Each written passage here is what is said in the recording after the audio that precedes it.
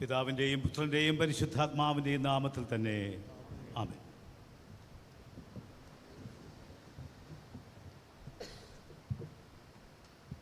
ദൈവത്തിൻ്റെ അതിപരിശുദ്ധ നാമം മഹത്വപ്പെടട്ടെ.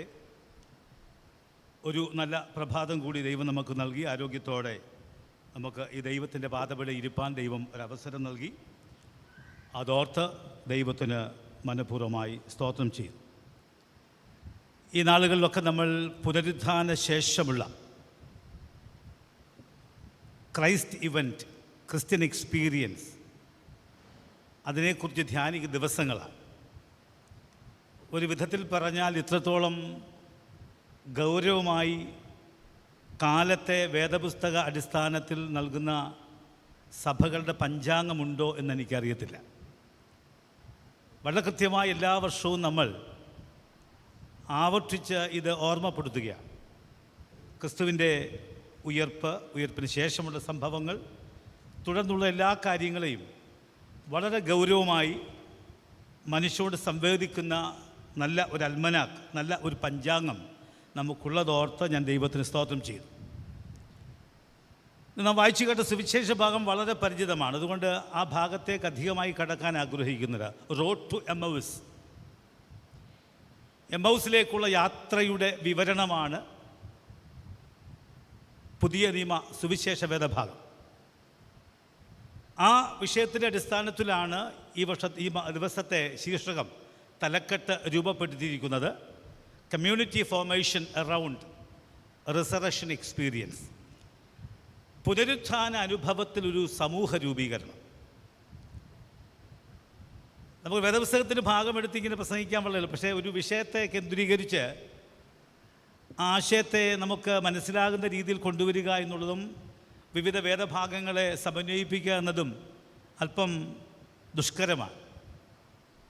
നമ്മൾ പലപ്പോഴും പറയാറുണ്ടല്ലോ, CSI പള്ളിയിൽ അച്ഛന്മാരുടെ പ്രസംഗം എന്തിനു കൊള്ളാം, അതേസമയം ആ പവർ വിഷനകത്ത പ്രസംഗം ഒന്ന് കേൾക്കണം. സാധ്യമാണ്. നമുക്കിഷ്ടമുള്ളത് എടുത്ത് ഇഷ്ടമുള്ള സമയത്ത് ഇങ്ങനെ പറയാൻ എളുപ്പമാണ്. പക്ഷെ ഒരു വിഷയത്തെ അല്ലെങ്കിൽ കേന്ദ്രീകരിച്ച് ദൈവശാസ്ത്ര അടിസ്ഥാനത്തിൽ ഒരു പ്രസംഗം അല്പം ദുഷ്കരമാണ്. ഞാൻ ആ ഭാഗം അങ്ങ് വിടുക. അത് പറയാൻ വേണ്ടി പറഞ്ഞതല്ല, സാഹചര്യം, കാര്യങ്ങൾ മനസ്സിലാക്കണം എന്നുള്ളത് കൊണ്ട് സൂചിപ്പിച്ചു എന്ന് മാത്രമേ ഉള്ളൂ. നമുക്കറിയാവുന്ന പോലെ പുനരുത്ഥാനം എന്ന് പറയപ്പെടുന്നത് ഒറ്റ വാക്കിൽ അതിനെ നമ്മൾ ഒരു നിർവചിച്ച പറയുന്നത് വിക്ടറി ഓവർ ഡെത്ത്, മരണത്തിന്മേലുള്ള ജയമെന്നാണ് അതിൻ്റെ അർത്ഥം. വാക്കിൻ്റെ അർത്ഥമല്ല, ആ ആശയമാണ് നമ്മൾ അതിലൂടെ മനസ്സിലാക്കുക. ഇസ്ലാം മതവിഭാഗത്തിൻ്റെ പുസ്തകങ്ങളോ വായിച്ചവർക്കറിയാം, അവരുടെ പുസ്തകത്തിലും ഒരു ആഖ്യാനമുണ്ട്. All saints will be resurrected on the day of judgement.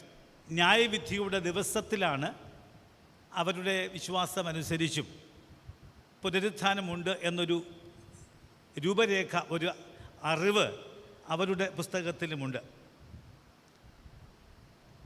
ഒരു വ്യക്തിപരമായ ലെവലിൽ ഈ റിസറക്ഷൻ അല്ലെങ്കിൽ പുനരുത്ഥാനത്തെ കണ്ടാൽ നമ്മളെ സംബന്ധിച്ച് ഇതിലൂടെ ഒരു ഇന്നർ ഗ്രോത്ത്, അകത്തൊരു വളർച്ച, ഒരു ഇന്നർ ട്രാൻസ്ഫോർമേഷൻ, അകത്തൊരു രൂപാന്തരം, സകല ശത്രുക്കളെയും സകല ശത്രു വിഷയങ്ങളെയും അതിജീവിക്കാനുള്ള ബലം ഒക്കെ ഈ റിസറക്ഷൻ എക്സ്പീരിയൻസിലൂടെയാണ് ലഭിക്കുന്നത് എന്നതാണ് സത്യം. അതുകൊണ്ട് ഈ റിസറക്ഷൻ ഇവൻറ്റിൻ്റെ ഓർമ്മപ്പെടുത്തലിന് ശേഷമുള്ള ഈ ആഴ്ചയെന്ന് പറയപ്പെടുന്നത് it's A period of spiritual awakening. നമ്മുടെ വ്യക്തി ജീവിതത്തിൽ ഒരു ആത്മീകമായ ഉണർവിൻ്റെ സമയമാണ്.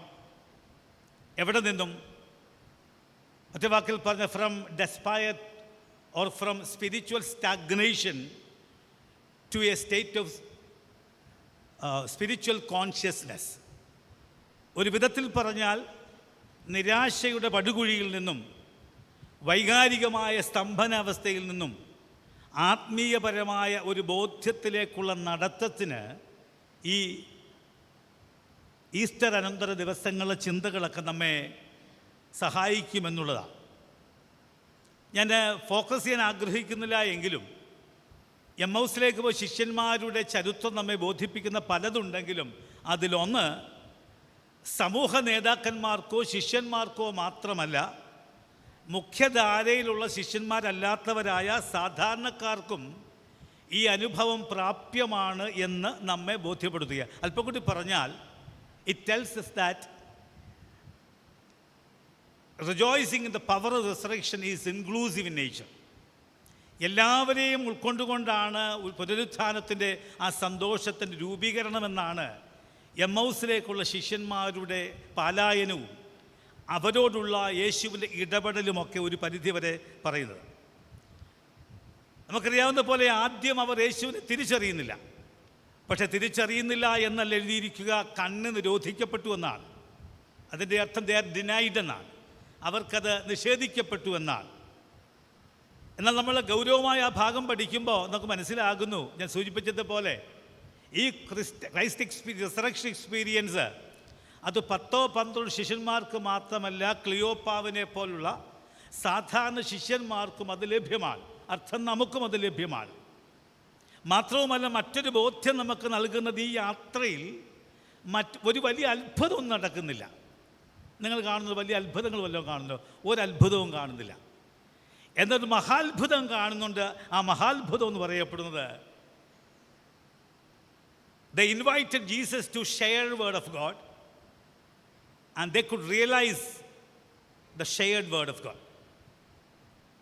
വചനം പങ്കിടാൻ യേശുവിനെ അവർ ക്ഷണിച്ചു എന്ന് മാത്രമല്ല, പങ്കിട്ട വചനം അവർക്ക് ബോധ്യമായി എന്നുള്ളതാണ് ഈ യാത്രയിലൂടെ നമ്മൾ മനസ്സിലാക്കുന്നത്. നിങ്ങൾക്ക് ഈ ഭാഗമൊക്കെ പരിചിതമായി ആണ് എന്ന് വിചാരിച്ചുകൊണ്ടാണ് ഞാൻ അതിനെക്കുറിച്ച് ഓർമ്മപ്പെടുത്തുന്നത്. പലരും ഇങ്ങനെ ജെറുസലേമിൻ്റെ അവസ്ഥയിൽ നിന്നും പോകുന്നവരായിട്ടുണ്ട്. ജെറുസലേമിൽ നിന്ന് എമ്മൗസിലേക്കുള്ള യാത്ര ഞാൻ നിങ്ങളോട് പലവട്ടം സൂചിപ്പിച്ച് വീണ്ടും ഓർപ്പിക്കട്ടെ. വേദപുസ്തകത്തിൽ പ്രതീകാത്മകമായ യാത്രാ വിവരണമാണിത്. പലയിടങ്ങളിലും ഈ യാത്രകളെക്കുറിച്ച് പറയുന്നുവെങ്കിലും പ്രധാനമായും 2 സംഭവങ്ങൾ ജെറുസലേമിൽ നിന്നുള്ള യാത്രയെപ്പറ്റി പറയുന്നുണ്ട്. അതൊന്ന് യേശുവിൻ്റെ ഉപമയിലാണ്, ശമരിയാക്കാരൻ്റെ ഉപമയിലാണ്.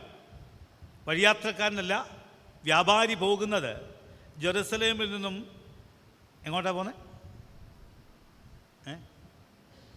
എരിഹോവിലേക്കാണ് പോകുക, അല്ലേ?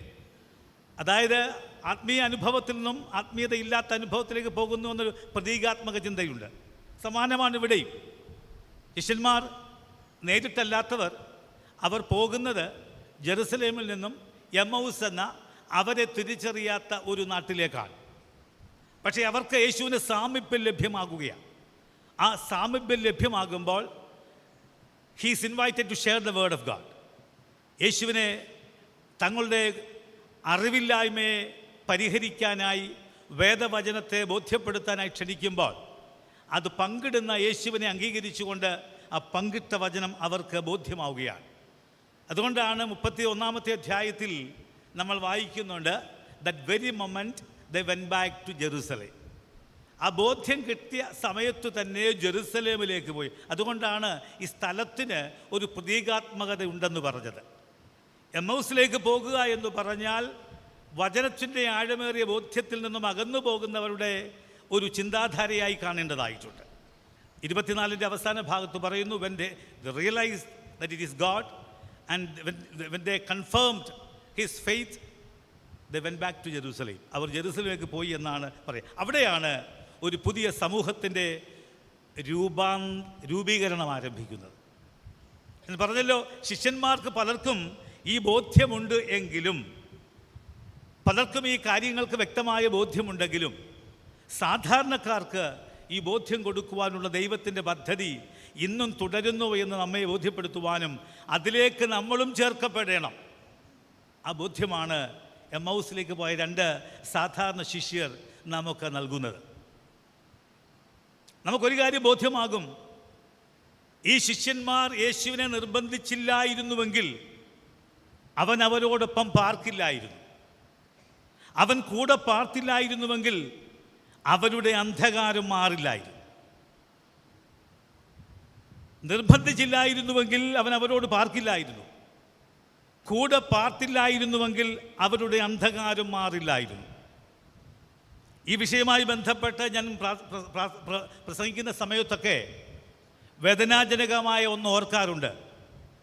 അതൊന്ന്, ഇന്ന് ഇന്ത്യ ഭരിക്കുന്ന മോദി എന്ന വ്യക്തിയുടെ വളരെ കിരാതമായ ചില ചിന്താ ശൈലികളാണ്. നിങ്ങൾക്കറിയാവുന്നതുപോലെ ഭാരതത്തിൻ്റെ എല്ലാ സ്വാതന്ത്ര്യ ദിനത്തിലും എല്ലാ റിപ്പബ്ലിക് ഡേയിലും നമ്മുടെ അഭിമാനമായ നമ്മുടെ കാലാൾപ്പടയുടെയും നേവിയുടെയും എയർഫോഴ്സിൻ്റെയും സംയുക്ത സംഘത്തിൻ്റെ ബാൻഡ് വായിക്കുന്ന ഒരു പാട്ടുണ്ടായിരുന്നു. ആ പാട്ടിൻ്റെ അടിസ്ഥാനം നാം വായിച്ച ലൂക്കോസിൻ്റെ സുവിശേഷം 24-ാം അധ്യായമാണ്. നമുക്കറിയാവുന്ന പോലെ അബൈഡ് വിത്ത് മീ എന്ന പാട്ടാണ്. ഭാഗ്യന്തരേണ എൻ്റെ ഒരു പൂർവ്വപിതാവിന് മലയാളത്തിലേക്ക് ഭാഷാന്തരം ചെയ്യാൻ ഒരവസരം ലഭ്യമായതും അത് ഭാഷാന്തരം ചെയ്തിട്ട് ഏകദേശം 210 വർഷമായതും ഞാൻ സന്തോഷത്തോടും നന്ദിയോടും ഓർക്കുകയാണ്. ഞാൻ സൂചിപ്പിക്കാൻ ആഗ്രഹിക്കുന്നത്, ആ പാട്ട് മാറ്റുമ്പോൾ അത് പ്രതീകാത്മകമായി ചിലത് പറയുന്നുണ്ട്. ഇന്ന് സമൂഹ മാധ്യമങ്ങൾ പറയുന്നൊരു കാര്യമുണ്ട്, ഇന്ത്യ പിന്നിലേക്ക് തിരികെ പോകുകയാണ്. പാർലമെൻറ്റ് ഉദ്ഘാടനം ചെയ്യാൻ തുണിയെടുക്കാത്ത സന്യാസിമാരും ശാസ്ത്ര സാങ്കേതികമായ വിഷയങ്ങളുടെ കൈകാര്യത്തിന് രാഷ്ട്രീയക്കാരും വരുന്ന ദയനീയമായൊരു സാഹചര്യമുണ്ട്. ആ സാഹചര്യത്തിൻ്റെ മുന്നോടിയായി ആദ്യം അദ്ദേഹം എടുത്ത കിരാതമായ ഒരു തീരുമാനമാണ്, ഇനി റിപ്പബ്ലിക് ഡേയിലും സ്വാതന്ത്ര്യദിനത്തിലും അബൈഡ് വിത്ത് മീ എന്ന പാട്ടിൻ്റെ ബാൻഡ് വായന ഉണ്ടാകില്ല എന്ന് പറഞ്ഞതും അത് തീരുമാനത്തിലേക്ക് കൊണ്ടുവന്നതും കഴിഞ്ഞ 3 വർഷമായി നമ്മൾ ആ പാട്ട് കേൾക്കാതെ സ്വാതന്ത്ര്യദിനവും റിപ്പബ്ലിക് ദിനവും ആഘോഷിച്ച് എന്നെപ്പോലെ ഒരാൾ വിഷമത്തോടെ അത് കാണേണ്ടി വരുന്നതുമൊക്കെ വളരെ പ്രയാസകരമാണ്. പക്ഷേ സത്യം അതിലുണ്ട്. എന്താണെന്നറിയാമോ? അജ്ഞത മാറ്റുന്നതിൻ്റെ പ്രതീകമാണ് അബൈഡ് വിത്ത് മീ എന്ന പാട്ട്. ഈ ഇന്ത്യക്ക് അജ്ഞത മാറേണ്ട ആവശ്യമില്ല എന്ന ബോധ്യമാണ് ഒരുപക്ഷെ ഭരിക്കുന്നവരുടെ മനസ്സിലെ വലിയ ആഗ്രഹമെങ്കിൽ ഇതൊരിക്കലും ചേർന്ന് പാടാനോ പാടിക്കാനോ കഴിയത്തില്ല. ഇത് പറയുന്നത് കൊണ്ട് ഒരു കേസ് എടുത്താലും വളരെ സന്തോഷം. ഇത് പരസ്യമായൊരു സമൂഹ മാധ്യമത്തിൽ പറയുന്നത് കൊണ്ട്, അങ്ങനെയാണല്ലോ ഇപ്പോൾ എന്ത് മിണ്ടിയാലും കേസാണല്ലോ, അങ്ങനെ കേസെടുത്താലും വളരെ സന്തോഷം. അബൈഡ് വിത്ത് മീ എന്ന പാട്ട് അകറ്റിക്കളയുമ്പോൾ എമ്മൗസിലേക്ക് പോയ ശിഷ്യന്മാരുടെ അന്ധകാരത്തെ മാറ്റി മടക്കിക്കൊണ്ടുവന്ന യേശുവിൻ്റെ ഇടപെടൽ ഈ നാട്ടിന് ആവശ്യമില്ല എന്നും ഞങ്ങൾ പഴയ ചാമ്പലിൻ്റെയും ചാരത്തിൻ്റെയും നഗ്നതയുടെയും നാളിലേക്ക് പൊയ്ക്കൊള്ളാമെന്നും ഓർമ്മപ്പെടുത്തുകയോ പഠിപ്പിക്കുകയോ ബോധ്യപ്പെടുത്തുകയാണ്. ഞാൻ ഭംഗ്യന്തരണ അത് സൂചിപ്പിച്ചു എന്ന് മാത്രമേ ഉള്ളൂ. നിർബന്ധിച്ചില്ലായിരുന്നുവെങ്കിൽ അവൻ അവരോടൊപ്പം പാർക്കില്ലായിരുന്നു, കൂടെ പാർത്തില്ലായിരുന്നുവെങ്കിൽ അവരുടെ അന്ധകാരം മാറില്ലായിരുന്നു. ഞാൻ കൂടിച്ചേർത്തത് പറയട്ടെ, ഈ നാളുകളിലൊക്കെ ക്രൈസ്തവ വേഷം ധരിച്ചും ക്രൈസ്തവ സ്നേഹിതരായിട്ടുമൊക്കെ നമ്മുടെ പറമ്പിലൊക്കെ വന്ന് ചിലർ പറയാറുണ്ട്, ഞങ്ങളങ്ങ് എന്തോ സംരക്ഷിച്ച് കളയുമെന്ന്. ഓരോ പള്ളിയുടെയും മുകളിൽ കയറിയിരുന്ന് കുരിശു വലിച്ചിളക്കുമ്പോൾ അതിനുള്ളിൽ ഏത് ഭക്തിയുടെ ശക്തിയാണെന്നും ഏത് നിരപേക്ഷതയുടെ ആത്മാവാണ് എന്നൊക്കെ വിവേചിക്കാനുള്ള ദിവസങ്ങൾ അടുത്തു വരുന്നു എന്ന് ഒരു ഓർമ്മപ്പെടുത്തലും കൂടി ഈ സമയത്ത് നിങ്ങളോട് പറയാൻ ആഗ്രഹിക്കുകയാണ്. വിവേചന ബുദ്ധിയോടുകൂടി അതുകൊണ്ട് തന്നെ ഈ നാളുകളിൽ വളരെ ഗൗരവമായി പലതിനെയും കാണേണ്ടതായിട്ടുണ്ട്. ഞാൻ വിശദാംശങ്ങളിലേക്കൊന്നും കടക്കുന്നില്ല. അതുകൊണ്ട് ഈ ഭാഗം പറയുന്നത്, ഈ അജ്ഞത മാറ്റാൻ ഒരു അവസരം ലഭ്യമാകുന്നത്, അല്ലെങ്കിൽ getting an opportunity to talk to God, that will help us to grow more. അത് വളരാൻ ഒത്തിരി ഒരുപക്ഷെ വളരെ അനുഗ്രഹത്തിൻ്റെ വഴിയിലേക്ക് നമ്മെ നടത്തുമെന്നതിന് തർക്കമില്ല. അതുകൊണ്ട് അത്തരമൊരു രൂപാന്തരത്തിലേക്ക് വരുവാനുള്ള മനസ്സ് നമുക്കുണ്ടാകണമെന്നാണ് എന്തുവരെ അർത്ഥം. ഒരു പുതിയ സമൂഹത്തിൻ്റെ വഴിത്താരയിലൂടെ നമ്മൾ യാത്ര ചെയ്യേണ്ടതായിട്ടുണ്ട്.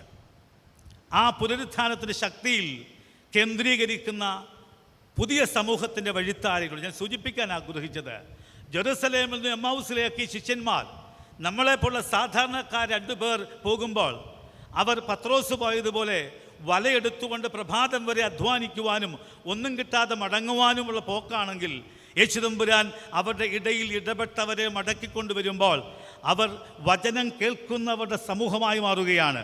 അവർ ഹൃദയം നുറുങ്ങിയവരുടെ സമൂഹത്തിൻ്റെ പ്രതിനിധികളായി മാറുകയാണ്. അവർ മടങ്ങിപ്പോയവരുടെ സമൂഹത്തിൻ്റെ പ്രതിനിധികളായി മാറുകയാണ്.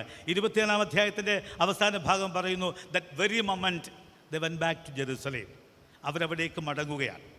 അതുകൊണ്ട് ആ പുതിയ സമൂഹത്തിൻ്റെ യാത്ര ആരംഭിച്ചു. ഇവിടെ അവസാനിക്കുന്നില്ല, അത് തുടരുകയാണ്. ആ യാത്രയിൽ പങ്കാളിയാകുവാൻ വേണ്ടിയാണ് ഓരോ ദിവസങ്ങളിലും നാം ശ്രദ്ധയോടുകൂടി വചനം വായിക്കുന്നതും വചനം കേൾക്കുന്നതും. ഇന്നലകളിൽ ഈ വചനത്തിൻ്റെ വഴിത്താരയിൽ നടന്ന് നമ്മുടെ ഹൃദയത്തിലുള്ള അന്ധത മാറ്റുവാൻ കഴിയാത്തവർക്ക് ഇന്ന് ദൈവം ഒരവസരം കൊടുക്കുകയാണ്. ദൈവമേ, എൻ്റെ ഹൃദയത്തിലെ അന്ധത എമ്മൗസിൽ എത്തും മുമ്പേ മാറണം. എമ്മൗസിൻ്റെ ഗ്രാമത്തിൽ എത്തിച്ചേർന്നാൽ, അവിടെ ഞാൻ ഉറപ്പിച്ചു കഴിഞ്ഞാൽ, അവിടെ എൻ്റെ ജീവിതം തളയ്ക്കപ്പെട്ടാൽ ഒരുപക്ഷേ I will never get an opportunity to talk to you. എനിക്ക് നിന്നോട് സംസാരിക്കാൻ അവസരം ലഭ്യമാകില്ല. അതുകൊണ്ട് let this be the prayer. God interact with me just before I enter into the village Emmaus. എമ്മൗസിൻ്റെ ഗ്രാമത്തിലേക്ക് ഞാൻ എത്തും മുമ്പ് നീ എന്നോട് ഇടപെടണമെന്ന് പറയാം. അപ്പോൾ വചനം കേട്ടവരുടെ സമൂഹം, ഹൃദയഭാരമുള്ളവരുടെ സമൂഹം, അതുവഴി മടങ്ങിയവരുടെ സമൂഹമാണ് പുനരുത്ഥാനം നമുക്ക് ഉറപ്പ് തരുന്ന വലിയ സമൂഹം എന്ന് പറയപ്പെടുന്നത്. ആ സമൂഹത്തിലേക്ക് യാത്ര എങ്ങനെ ചെയ്യാം, അല്ലെങ്കിൽ ആ സമൂഹത്തിലായാൽ നാം എങ്ങനെയാകും എന്നതാണ് ഇന്ന് വായിച്ചു കേട്ട യെശയ്യാ പ്രവാചകന്റെ പുസ്തകം 25-ാം അധ്യായത്തിൻ്റെ ആദ്യത്തെ 8 വാക്യങ്ങളിൽ ഞാൻ മനസ്സിലാക്കിയത്. അത് 2 ചിന്തകളിലേക്ക് ഒതുക്കുവാൻ ഞാൻ ആഗ്രഹിക്കുകയാണ്. അതൊന്നാമത്തെ ചിന്തയ്ക്ക് ആധാരം 25-ന്റെ 1. അതിങ്ങനെ പറയും, ദൈവമേ, നീ എൻ്റെ ദൈവമാകുന്നു, ഞാൻ നിന്നെ പുകഴ്ത്തും. Decision to worship will create a community of new believers. ഒരുപക്ഷെ അവനെ ആരാധിക്കാനുള്ള നമ്മുടെ ഒരു തീരുമാനം അതൊരു പുതു സമൂഹത്തിൻ്റെ വഴിയിലേക്കുള്ള ദിശ തിരിക്കലാണ്, ദിശ നൽകുകയാണ്. എന്താ ആരാധിക്കുക എന്ന് പറഞ്ഞാൽ? ആരാധന it's A comforting and transformative experience. ഞാൻ ഇത് പറയുമ്പോൾ കഴിഞ്ഞ ആഴ്ചയിൽ എൻ്റെ ആരാധനയിൽ വന്ന ഒരു ചെറുപ്പക്കാരനുണ്ട്, നമ്മുടെ ഉപസഭയിൽപ്പെട്ട ഒരു ചെറുപ്പക്കാരനാണ്. അവനിവിടെ വരാൻ പ്രത്യേക സാഹചര്യമുണ്ട്. ആ സാഹചര്യത്തിന് ശേഷം വൈകിട്ട് മറ്റൊരു സന്ദർഭത്തിൽ ഞാൻ എന്നോട് സംസാരിച്ചപ്പോൾ അവൻ ഒരു രാഷ്ട്രീയ വിഷയം എന്നോട് പറഞ്ഞു, അച്ഛൻ അന്ന് പറഞ്ഞ ഒരു വാക്കാണ് ഒരു പക്ഷേ ആ വ്യക്തിയുമായി നിരക്കാൻ, ഒരു വിഷയം സംസാരിച്ചിട്ട് പറയും, ആ വ്യക്തിയുമായി നിരക്കാൻ കാരണഭൂതമായത് എന്ന് പറയുമ്പോൾ ഓരോ ആരാധനകളും ഓരോ വെളിപ്പാടുകളാണ്. അതുകൊണ്ട് ഒരു ഡിസിഷൻ ജീവിതത്തിലുണ്ടെങ്കിൽ അതിൻ്റെ അർത്ഥം we are going to form a new community of believers. വിശ്വാസത്തിൻ്റെ ഒരു പുതു സമൂഹത്തിലേക്ക് നാം വരുന്നു എന്നാണ് അതിൻ്റെ അർത്ഥം. അവിടെ ദൈവത്തിൻ്റെ നിത്യസ്നേഹം നമ്മൾ തിരിച്ചറിയും, ജനത്തോടുള്ള വിശ്വസ്തത തിരിച്ചറിയും, ദൈവിക പ്രത്യാശയിൽ നിന്ന് നിറയപ്പെടും. അതുകൊണ്ട് ഈ യെശയ്യാ പ്രവാചകന്റെ പുസ്തകം 25-ാം അധ്യായത്തിന് 1-ാമത്തെ വാക്യം പറയുന്നു, യു പേഴ്സണലൈസ് യുവർ ഗോഡ്. ദൈവത്തെ നീ പേഴ്സണലൈസ് ചെയ്യണം. അല്ലെങ്കിൽ ദൈവത്തിൻ്റെ അഗാധമായ വീണ്ടെടുപ്പും അവൻ്റെ പുനഃസ്ഥാപനവും അത് നമുക്ക് ബോധ്യപ്പെടണമെന്നാണ് പറയാം. ആ ബോധ്യപ്പെടുത്തൽ ഒരു ഡിസിഷനിലേക്ക് നമ്മെ നയിക്കണം. When we realize that word of God is true and it is good for my survival, it should lead us to a decision.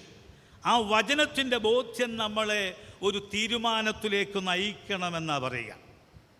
ആ തീരുമാനമാണ് നമ്മൾ വായിച്ചു കേട്ട 1-ാമത്തെ വാക്യത്തിൽ പറഞ്ഞത്, I will exalt you and I will price your name.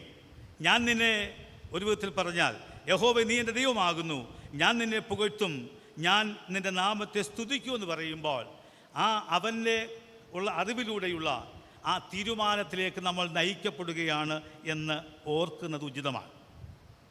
അതുകൊണ്ട് ഇവിടെ ആരാധനകൾ ഒരിക്കലൊരു വികാരമായി മാത്രം അവസാനിക്കരുത്. അതൊരു തീവ്ര വികാരത്തിൻ്റെ വേദിയാണെങ്കിലും ഒരു തീരുമാനം അതിലുണ്ടാകണം. ആരാധനകളിൽ ഒരു വെളിപ്പാടുണ്ടാകണം, ആരാധനയിൽ ഒരു തീരുമാനമുണ്ടാകണം.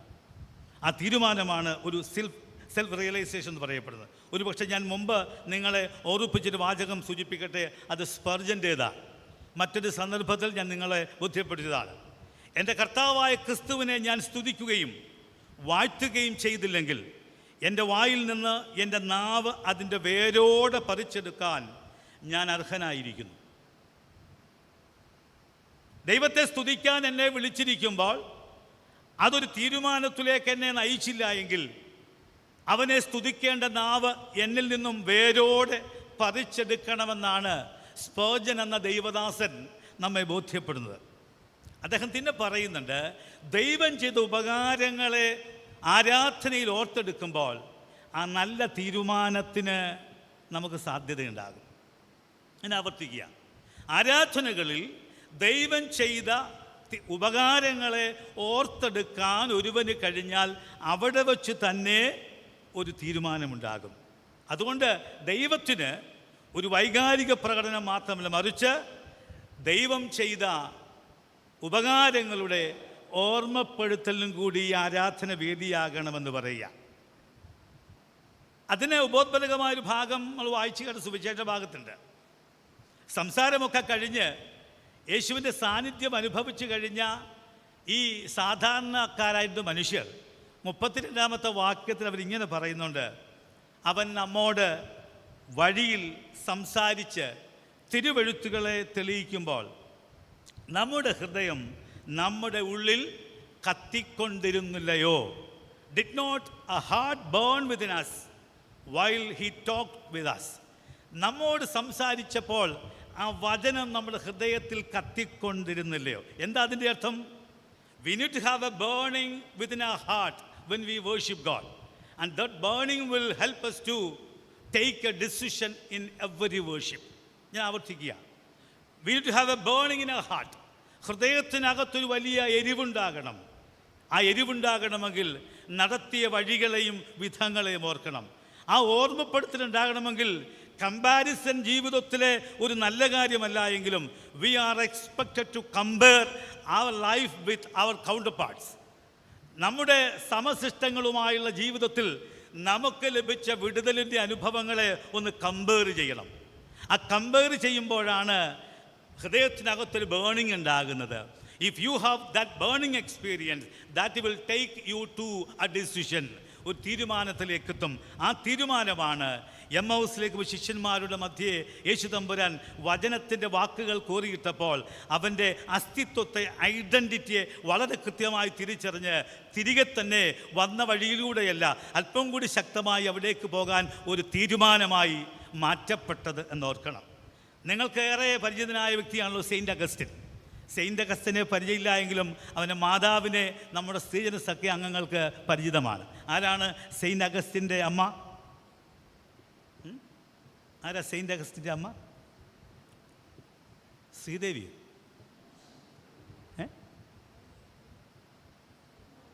സെൻറ്റ് മോണിക്കയാണ് അല്ലേ? സെൻറ്റ് മോണിക്കയാണ് സെയിൻറ്റ് അഗസ്റ്റിൻ്റെ അമ്മ. ബാല്യകാല ചരിത്രമൊക്കെ നന്നായിട്ടറിയാം. എത്രത്തോളം ഒരു മകനെ പ്രാർത്ഥനയിലൂടെ ജീവിതത്തിലേക്ക് മടക്കിക്കൊണ്ടുവരാമെന്ന് അതിൻ്റെ സാധ്യത കൃത്യമായി തെളിയിച്ചു വരച്ചു കാട്ടിയ ഒരു വനിതാ രത്നമാണ് സെയിൻറ്റ് മോണിക്ക. നമ്മുടെ കാണക്കാരിയിലെ സ്ത്രീജന സഖ്യത്തിൻ്റെ കേന്ദ്രം ഈ സെയിൻറ്റ് മോണിക്കായുടെ ബോധ്യത്തിലാണ്. നമ്മുടെ പൂർവ്വസൂരികളായ ബിഷപ്പന്മാരും അച്ഛന്മാരുമൊക്കെ എത്രയോ ദീർഘദർശികളും ഭക്തരുമായും തെളിയിക്കുന്നതിൻ്റെ ഒരടയാളം കൂടിയാണ്. ഒരു വലിയ സമൂഹത്തെ രൂപപ്പെടുത്തുവാൻ പ്രചോദനമാകുന്ന സെയിൻറ്റ് അഗസ്റ്റിൻ ഓഫ് ഹിപ്പോയുടെ രൂപാന്തരത്തിന് കാരണഭൂതമായ സെൻറ്റ് മോണിക്കയാണ് ഒരു പേട്രൺ സെയിൻറ്റ് പോലെ സ്ത്രീജന സഖ്യത്തിന് കൊടുക്കാൻ ബിഷപ്പ് ഗിൽത്തിരുമേനിയോ മറ്റോ ശ്രദ്ധിച്ചതെന്ന് ഓർക്കുമ്പോൾ അവരുടെ സ്വാത്വിക ഭാവവും സ്വാത്വികാനുഗ്രഹങ്ങളും ഒക്കെ ഒന്ന് ഓർത്തെടുക്കുന്നത് നല്ലതാണ്. ആ സെൻറ്റ് മോണിക്കയുടെ മകനായ സെയിൻറ്റ് അഗസ്റ്റിൻ ഒരിക്കൽ ഇതുമായി ബന്ധപ്പെട്ട ഒരു ചിന്തയിൽ പറഞ്ഞു, the confession of evil works is the first beginning of good works. തിന്മകളുടെ ഏറ്റുപറച്ചിൽ നല്ല പ്രവൃത്തികളുടെ തുടക്കമാണ്. എന്താ സൂചിപ്പിക്കാൻ ആഗ്രഹിച്ചത്? When you are in the worship, when you are in the sanctuary, if you have a burn in your heart, that burning experience will take us to a different road. That will equip you to go for a decision. ആ തീരുമാനമാണ് ദൈവത്തിന് ആവശ്യം. തിന്മകളുടെ ഏറ്റുപറച്ചിൽ നന്മ പ്രവൃത്തികളുടെ തുടക്കമാണ് എന്നുള്ള ഒരു ബോധ്യം നമുക്ക് വളരെ അനിവാര്യതയാണ്. അതുകൊണ്ട് ഒരു ഡിസിഷൻ നമ്മുടെ ആരാധനകളിൽ, പ്രത്യേകിച്ച് ഈ പുനരുത്ഥാന അനന്തര ആരാധനകൾ ഉണ്ടാകട്ടെ എന്ന് പ്രാർത്ഥിക്കുക. രണ്ടാമത്തെ ഒരു ചിന്ത ഡിവൈൻ വിക്ടറി ഓവർ ഡെത്ത്. അതാണ് അതിൻ്റെ 7ഉം 8ഉം വാക്യങ്ങൾ പറയുന്നത്. Divine victory over death is the inspiration behind the formation of A new community. ഒരു പൊതു സമൂഹത്തിൻ്റെ രൂപീകരണത്തിൻ്റെ പിന്നിൽ മരണത്തിന്മേലുള്ള ദൈവിക ജയത്തിൻ്റെ സത്തയുണ്ടെന്നാണ്. 7ാമത്തെ വാക്യം പറയുന്നു, അവൻ മരണത്തെ എന്നേക്കുമായി വിഴുങ്ങും. He will swallow up death forever. എന്നേക്കുമായി മരണത്തെ വിഴുങ്ങുമെന്ന് പറഞ്ഞാൽ കാലനില്ലാത്ത കാലമെന്ന് നിങ്ങൾ ചെറുകാലത്ത് പഠിച്ചതുപോലെയുള്ള ഒരു കാലത്തെക്കുറിച്ചല്ല. ഇല്ലേ? നിങ്ങൾ പഠിച്ചല്ലോ, കാലനില്ലാത്ത കാലം. പഠിച്ചില്ല എന്ന് പറഞ്ഞാൽ നിങ്ങൾ നന്നായിട്ട് പഠിച്ചില്ല എൻ്റെ അർത്ഥം. കാലനില്ലാത്ത കാലം എന്താ പറയുന്നത്? കവിത പാടി ഇങ്ങോട്ട് വരുമ്പോൾ പറയുന്നത് 500 വയസ്സുള്ള അപ്പൂപ്പനും ഇപ്പോൾ കുഞ്ഞായിട്ടിരിക്കുന്നു. അപ്പൂപ്പൻ അവർക്കുണ്ട്. നിങ്ങളാരും സ്കൂളിൽ പോയില്ലേ? 500 വയസ്സുള്ള ഒരു അപ്പൂപ്പനും ഇപ്പോൾ കുഞ്ഞായിട്ടിരിക്കുന്നു. അപ്പൂപ്പൻ അവർക്കുണ്ട്. അത് 500 വയസ്സുള്ളവന് അപ്പൂപ്പനുള്ള കാലത്തെക്കുറിച്ചാണ്. മരണം ഇല്ല എന്ന് പറഞ്ഞാൽ നമ്മൾ ആഗ്രഹിക്കുന്ന അത്തരമൊരു ജീവിതമല്ല എന്നോർക്കട്ടെ. അതിൻ്റെ അർത്ഥം നമ്മുടെ നിരാശയുടെ വഴിയിൽ ഇനി മരണമില്ല എന്നാണ് അതിൻ്റെ അർത്ഥം. നമ്മുടെ അത്തരം യാത്രകളിൽ ഇനി മരണമില്ല എന്നർത്ഥം. നമ്മുടെ വൈകാരികമായ പ്രതിസന്ധികളിൽ ഇനി മരണമില്ല എന്നർത്ഥം. നമ്മുടെ ഡിപ്രഷൻ്റെ മേഖലയിൽ നമുക്ക്, അല്ലെങ്കിൽ if you feel that I am nothing, ഞാൻ ഒന്നുമല്ല, വർത്ത്ലെസ്നെസ് ബോധ്യമാകുന്നവർക്ക് അതല്ല, ജീവിതത്തിൽ ജീവൻ അർത്ഥമുണ്ട് എന്ന് പഠിപ്പിക്കുന്നതാണ് മരണമില്ലാത്ത അനുഭവം. ആങ്സൈറ്റി ഉള്ളവർക്ക്, ഉത്കണ്ഠയുള്ളവർക്ക് അത് വേണ്ട, നീ ഒന്നിനെക്കുറിച്ചും ഭയപ്പെടേണ്ട എന്ന ബലമുള്ള വാക്കു തരുന്നതാണ് ഒരു വിധത്തിൽ പറഞ്ഞാൽ മരണത്തിന്മേലുള്ള ജനം. നിരാശയുടെ പടുകുഴിയിൽ പോയി ഒരു ഹോപ്പ്ലെസ്നെസ്, ഒരു ഇല്ലായ്മയുടെ ഫീലിംഗ് ഉണ്ടാകുമ്പോൾ അല്ല, നീ തകർക്കപ്പെടേണ്ടവനല്ല എന്നുള്ള ബോധ്യം നമുക്ക് നൽകുന്നതാണ് മരണത്തിന്മേലുള്ള ജനമെന്ന് ഓർക്കണം. ജീവിതത്തിലെ ആത്മീകമായ അപജയം കൊണ്ട് നിന്റെ വിശ്വാസം നഷ്ടപ്പെടുമ്പോൾ, നിന്നെ അവിശ്വാസത്തിലേക്കും നിന്നെ ആത്മീയമായ വരൾച്ചയിലേക്കും തള്ളിയിടുമ്പോൾ, അതിൽ നിന്ന് തിരികെ പിടിക്കാൻ ഒരു ദൈവമുണ്ട് എന്ന ബോധ്യമാണ് നിന്റെ മരണമില്ലായ്മ എന്ന് പറയുക. അതുകൊണ്ട് അവൻ മരണത്തെ വിഴുങ്ങുന്നു പുനരുത്ഥാനത്തിൻ്റെ ശക്തിയിലൂടെ എന്ന് പറയുമ്പോൾ നമ്മുടെ സകല നിരാശകൾക്കും അവൻ അറുതി വരുത്തുന്നു എന്നും ഒരർത്ഥമുണ്ട്. 7ാമത്തെ വാക്യം പറയുന്നു, the Lord will wipe away tears from all faces. എല്ലാ മുഖത്തു നിന്നും അവൻ കണ്ണുനീർ തുടച്ചു കളയുമെന്നാണ് പറയുക. ദുഃഖവേളകളിൽ ദൈവികമായ ഒരു അനുകമ്പയുടെ സാന്നിധ്യം ഉണ്ടാകുമെന്ന് പറയുക. അതുകൊണ്ട് അവൻ നമുക്ക് ആശ്വാസം തരുമെന്നും അവൻ നമുക്ക് വിടുതൽ നൽകുമെന്നും അവൻ നമ്മെ പുനഃസ്ഥാപിക്കുമെന്നും, നിരാശയുടെ നാളുകളിലൂടെ കടന്നുപോയാൽ ഈ പുനരുത്ഥാനത്തിൻ്റെ ശക്തി നമ്മെ ശക്തീകരിക്കുമെന്നും പറയുക. 7ാമത്തെ വാക്യം വീണ്ടും നമ്മോട് പറയുന്നുണ്ട്, അതിങ്ങനെയാണ്, സകല വംശങ്ങൾക്കുമുള്ള മൂടുപടവും സകല ജാതികളുടെ മേൽ കിടക്കുന്ന മറവും അവൻ ഈ പർവ്വതത്തിൽ വെച്ച് നശിപ്പിച്ചു കളയും. The veil that is spread over all nations will be destroyed. മൂടുപടം മാറ്റിക്കളയുമെന്നാണ്.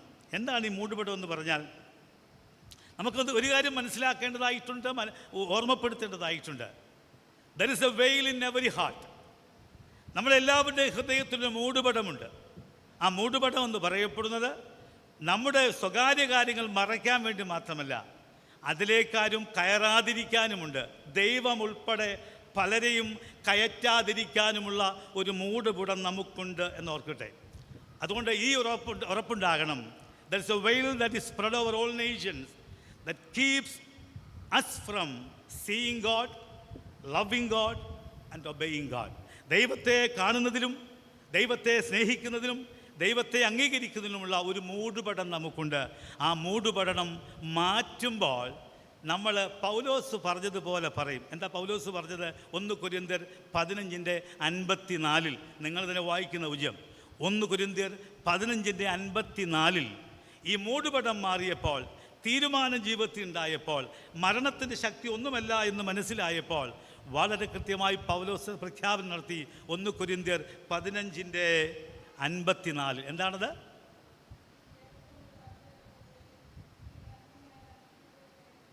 മരണം നീങ്ങി ജയം വന്നിരിക്കുന്നു. Death is swallowed up in victory. അത് ഓരോ വിശ്വാസിയും മനസ്സിലാക്കേണ്ടതാണ്. ഓരോ വിശ്വാസിയും മനസ്സിലാക്കേണ്ടതായിട്ടാണ്. ഞാൻ പറഞ്ഞല്ലോ, എമ്മൗസിലേക്കുള്ള യാത്ര നമുക്കെല്ലാവർക്കും പൊതുവായുള്ള യാത്രയാണ്. ആ യാത്രയുടെ വഴിയിൽ നമുക്ക് അവനുമായി തീരുമാനത്തിലെത്തേണ്ടതായിട്ടുണ്ട്. ആ തീരുമാനം നമ്മൾ പലതിലേക്കും മടക്കിക്കൊണ്ടുപോകും. ആ തീരുമാനം മടക്കിക്കൊണ്ടുപോകും മാത്രമല്ല, നമ്മുടെ ഹൃദയത്തിലുള്ള മൂടുപടത്തെ മാറ്റി വലിയ ഒരു ഗൗരവമായ വിശ്വാസ യാത്രയിലേക്ക് നമ്മെ നയിക്കും എന്നതിൽ രണ്ടു പക്ഷമില്ല.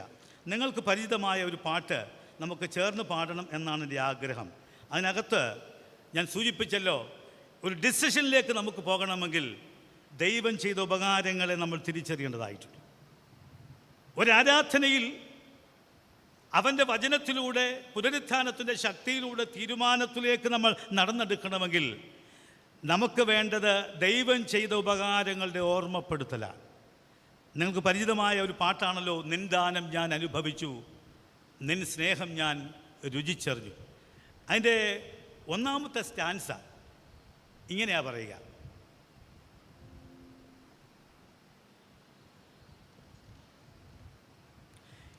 യേശു എനിക്കു ചെയ്ത നന്മകളോർത്തിടുമ്പോൾ, യേശു എനിക്കു ചെയ്ത നന്മകളോർത്തിടുമ്പോൾ,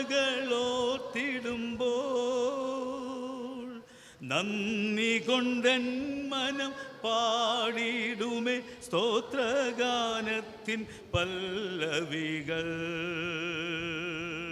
നന്ദി കൊണ്ടൻ മനം പാടിടുമേ സ്തോത്രഗാനത്തിൻ പല്ലവികൾ. യേശുവേ എൻ ദൈവമേ, നീ എന്നും മതിയായവൻ. യേശുവേ എൻ ദൈവമേ, നീ എന്നും മതിയായവൻ.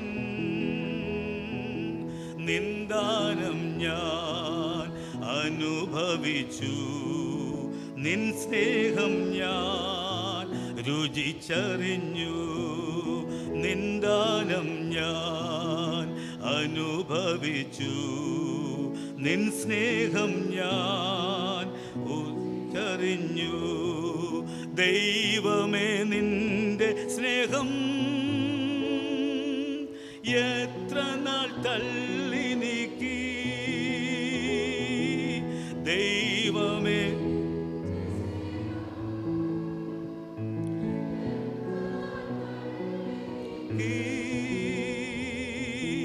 അന്നു ഞാൻ അന്യനായ അനാഥന, എന്നാൽ ഇന്നോ ഞാൻ ധന്യനായി. അന്നു ഞാൻ അന്യനായ അനാഥന, എന്നാൽ ഇന്നോ ഞാൻ. യേശുവേ എൻ ദൈവമേ, നീ എന്നും മതിയായവൻ. യേശുവേ എൻ ദൈവമേ, നീ എന്നും മതിയായവൻ. നിന്ദാനം ഞാൻ അനുഭവിച്ചു, നിൻ സ്നേഹം ഞാൻ രുചിച്ചറിഞ്ഞു. നിന്ദാനം ഞാൻ അനുഭവിച്ചു, നിൻ സ്നേഹം ഞാൻ. പരിശുദ്ധ പിതാവേ, സ്വർഗീയ നല്ല ദൈവമേ, പുനരുത്ഥാനത്തെ ശക്തി നീ ഞങ്ങൾ നിക്ഷേപിക്കുകയും വചനം ഞങ്ങളിലേക്ക് സ്വീകരിപ്പാൻ ഇടം കൊടുക്കുകയും അങ്ങനെ ഞങ്ങളുടെ ആ സ്വീകാര്യത ഒരു തീരുമാനങ്ങളെ നയിക്കുകയും ആ തീരുമാനം അങ്ങിലേക്ക് അടുക്കുവാനും അതുവഴി ഞങ്ങളുടെ നിരാശകളെ, പ്രതിസന്ധികളെ മാറ്റുവാനുമുള്ള ഒരു വഴിയായി തിരഞ്ഞെടുക്കുവാൻ ഞങ്ങളെ പ്രാപ്തിപ്പെടുത്തണം. ദൈവമേ, അങ്ങനെ പുനരുദ്ധാന അനന്തരമുണ്ടായിരിക്കുന്ന ആ വലിയ സമൂഹത്തിൽ ചേരുവാൻ കർത്താവ് ഇന്ന് ഞങ്ങളെ സഹായിക്കുകയും കൃപയാൽ കൂടെ ഇരിക്കുകയും ചെയ്യണമെന്ന് യേശു മുഖാന്തരം അപേക്ഷിക്കുന്നു. പ്രാർത്ഥന ദയവുണ്ടായി കേൾക്കണമേ. ഇപ്പോൾ പിതാവായ ദൈവത്തിനും പുത്രനായ ദൈവത്തിനും പരിശുദ്ധാത്മാവിനും സകല ബഹുമാനവും സദാകാലം ഉണ്ടായി.